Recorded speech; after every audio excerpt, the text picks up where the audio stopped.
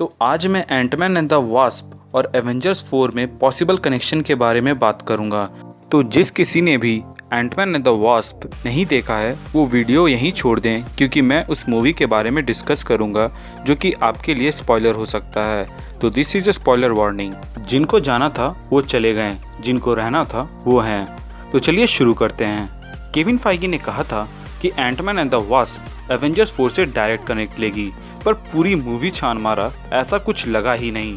पर जैसे ही मूवी खत्म हुई और हमें पोस्ट क्रेडिट सीन देखने को मिला जहां पे टाइम वॉर्टेक्स नाम का वर्ड सुनाया गया, जो हम फैंस के लिए किसी डिस्कवरी से कम नहीं थी। एंटमैन जब क्वांटम हीलिंग लेने के लिए फिर से क्वांटम रेल में जाता है तो इस बार वो क्वांटम टनल के थ्रू जाता है, यानी कि वापस आने के लिए उसे किसी बाहर वाले की भी मदद चाहिए होगी, जिसके लिए वहाँ पे पिम परिवार पूरी तरह से मौजूद था। पर थैनोस की स्नैप के वजह से पूरी पिम फैमिली ही डिसइंटीग्रेट हो गई। एंटमैन के आव भाव को देख के लगता है कि वो पार्ट 1 की तरह फिर से ब्लू डिस्क इस्तेमाल करके वापस नहीं आ सकता, तो उसके पास सिर्फ एक ही रास्ता बचता है, वो है टाइम वॉर्टेक्स। तो टाइम वॉर्टेक्स एक फिक्शनल वर्ड है जो कि पहली बार एक टाइम ट्रैवलिंग सीरीज़ में इस्तेमाल हुआ था, जहाँ पर वो बताते हैं कि हर टाइम ट्रैवलर को इस टाइम वॉर्टेक्स के थ्रू जाना पड़ता है। तो हम लोग ये मान सकते हैं कि स्कॉट लैंग यानी कि एंटमैन भी टाइम वॉर्टेक्स के थ्रू वापस आ जाएगा। एवेंजर्स 4 के इन लीक तस्वीरों को देखें जिसमें एंटमैन का suit Antman and the Wasp के दिखाए गए सूट से बहुत ही डिफरेंट है। टोनी इस तस्वीर में थोड़े बूढ़े लग रहे हैं, वहीं कैप्टन अमेरिका एवेंजर्स के टाइम वाले लग रहे हैं। हल्क के बारे में कुछ कह नहीं सकते क्योंकि वो पूरी तरह से CGI कैरेक्टर है, तो जब तक वो कंप्लीट नहीं होगा हम उसके ऊपर कुछ नहीं बोल सकते। लीक फोटोज में तो 1940s के भी सेटअप हैं। तो गाइज मुझे लगता है कि एंटमैन टाइम वॉर्टेक्स की मदद से बाहर आएगा, और वो बाहर आते ही केसी जो कि उसके मेंटल को संभाल रही होगी, क्योंकि ऐसा कॉमिक्स में भी हो चुका है। प्लस केसी ने एंटमैन एंड द वास्प में भी कहा था कि वो एंटमैन की साइडकिक बनना चाहती है। बहुत सी अच्छी बातों के अलावा MCU की मूवीज़ में एक खास बात ये भी है कि उनकी मूवीज़ में फोरशैडोइंग होती है, यानी कि आने वाली मूवीज़ का hint. Captain America first Avenger में रेड स्कल बोलते हैं, I have seen the future captain, there is no flags.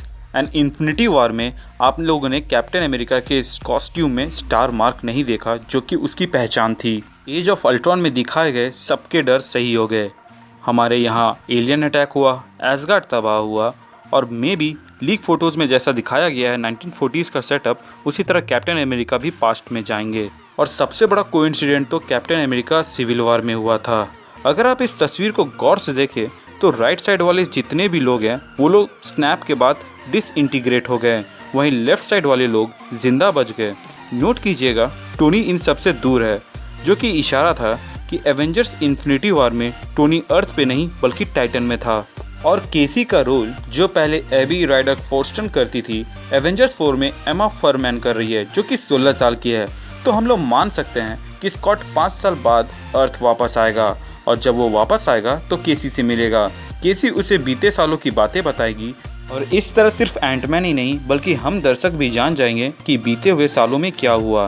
तभी स्कॉट एंड केसी ये सोचते हैं कि अगर स्कॉट फ्यूचर आ सकता है, यानी कि वो पास्ट में भी जा सकता है। और क्योंकि वो स्कॉट सिर्फ एक इलेक्ट्रिकल इंजीनियर है, ना कि क्वांटम फिजिसिस्ट या साइंटिस्ट, तो वो ये काम अकेले नहीं कर सकता, उसे किसी एक्सपर्ट की ज़रूरत होगी। और इसलिए वो कैप्टन अमेरिका के पास जाएगा, जो उसे टोनी के पास ले जाएगा। मैं उम्मीद करता हूँ कि तब तक टोनी और कैप्टन की सुलह हो गई होगी, और वहाँ पर टोनी, ब्रूस और मे बी शूरी मिलकर क्वांटम रेल में मौजूद टाइम वॉर्टेक्स के थ्रू टाइम ट्रैवल करने का आइडिया निकाले। बट मे बी जैसा कि रूसो ब्रदर्स ने कहा था कि जो लीक फोटोज़ हैं वो टाइम ट्रैवल नहीं बल्कि कैप्टन अमेरिका सिविल वॉर में दिखाए गए एक टेक्नोलॉजी का एग्जाम्पल है, जो कि बार्फ की ओर इशारा था। कैप्टन अमेरिका सिविल वॉर में टोनी इस डिवाइस को यूज़ करते हैं और बोलते हैं कि काश ऐसा हुआ होता, यानी कि ये सिर्फ यादों को बदलता है, ना कि प्रैक्टिकली।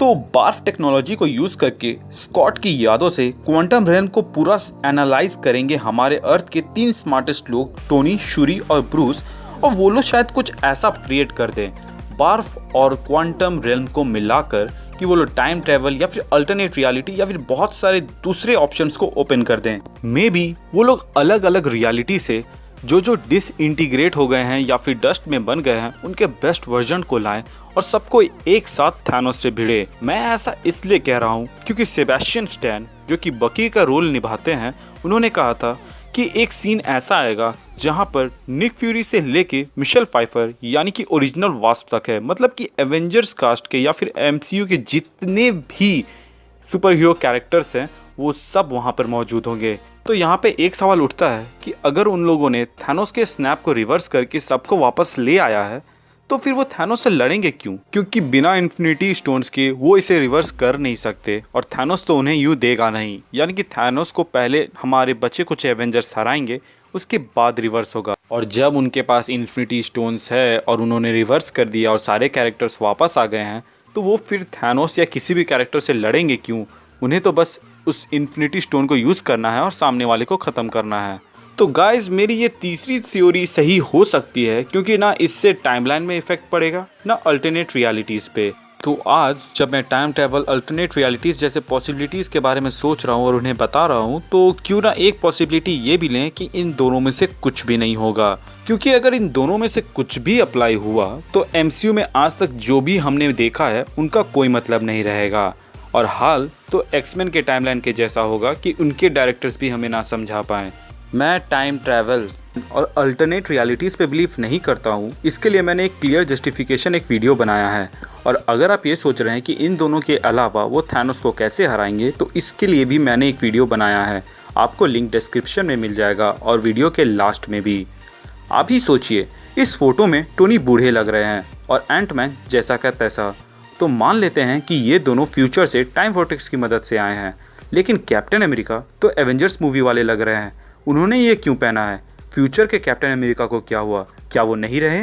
रूमर्स ये है कि ओरिजिनल 6 में से सिर्फ 2 ही एवेंजर्स बचेंगे और जहाँ तक हमें मालूम है सिर्फ ब्लैक विडो की मूवी ही आने वाली है, बाकी सबके कॉन्ट्रैक्ट्स ख़त्म हो चुके हैं। खैर, आपको क्या लगता है? आप मुझे कमेंट बॉक्स में बताएं। क्यों मैं टाइम ट्रेवल और अल्टरनेट रियलिटीज़ वाली थ्योरी को सपोर्ट नहीं करता हूँ, इसका रीज़न आपको मेरे इस वीडियो में मिल जाएगा। इसे ज़रूर देखें और आपको क्या लगता है वो मुझे कमेंट बॉक्स के ज़रिए बताएं। Thank you for watching, stay tuned.